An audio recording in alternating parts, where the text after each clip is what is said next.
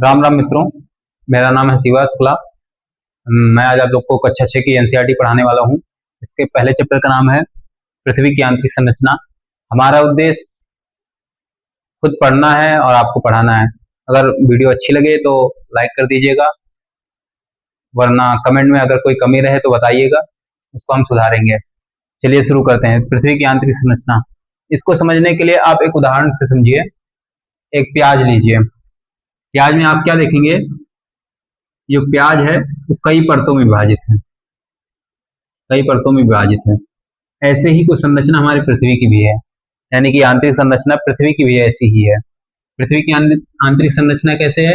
प्याज का एक छोटा सा पार्ट हम काट के बाहर करके समझते हैं। आंतरिक संरचना कैसे है? पृथ्वी का सबसे ऊपर जो पार्ट होता है उसे क्रस्ट कहते हैं, यानी कि भूपर्पटी।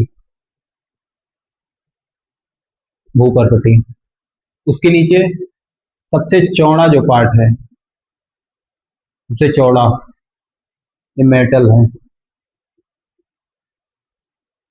और सबसे नीचे कोर है। यानी कि पृथ्वी की आंतरिक संरचना कैसी है? पहले क्रस्ट है, फिर मेंटल है, फिर कोर है। ठीक। ध्यान देने योग्य बात यह है कि सबसे पतली परत कौन सी है? क्रस्ट। और सबसे चौड़ी परत मेंटल। और मध्यम परत कौन सी है? कोर। सबसे ज्यादा टेम्परेचर कहाँ का होगा? आप अनुमान लगाइए।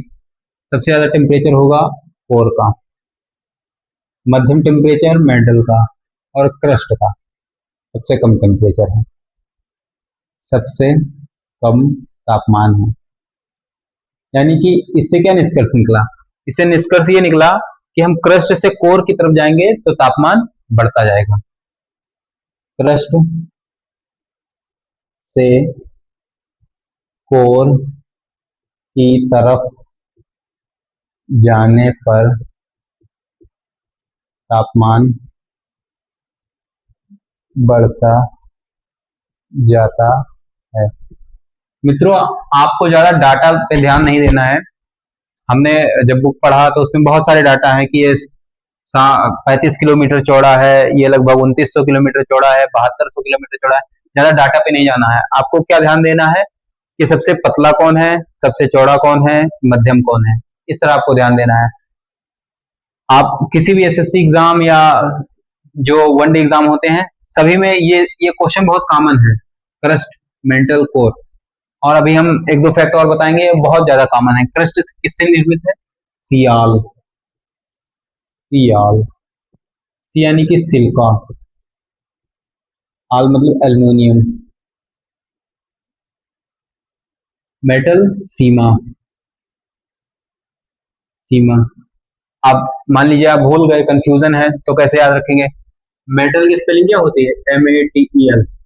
ठीक। और यहाँ MA यानी कि MA, इस तरह आप याद रख सकते हैं। ये याद करने की ट्रिक है। सीमा। SI का हमने पहले ही बता दिया, सिलिका। MA का मैग्नीशियम, मैग्नीशियम।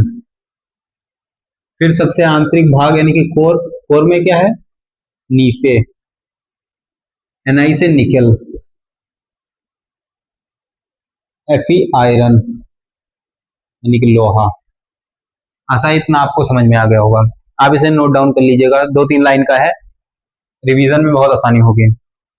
पुस्तक में भी इतना ही दिया हुआ है, थोड़ा एक दो फैक्ट और दिया हुआ है। एक दो फैक्ट ये दिया हो गया है कि क्रस्ट और मेंटल को डिवाइड करने, यानी कि ये जो लाइन है यही तो डिवाइड करती है। यहाँ क्रस्ट खत्म हो जाता है, मेंटल शुरू हो जाता है, तो इस लाइन को मोहो असंबद्धता कहते हैं। मोहो असंबद्धता। मोह असंबद्धता क्यों कहते हैं? क्योंकि इसकी खोज मोह ने की थी। बस इसमें और कुछ एग्जाम के ओरिएंटेड कुछ नहीं है और खास।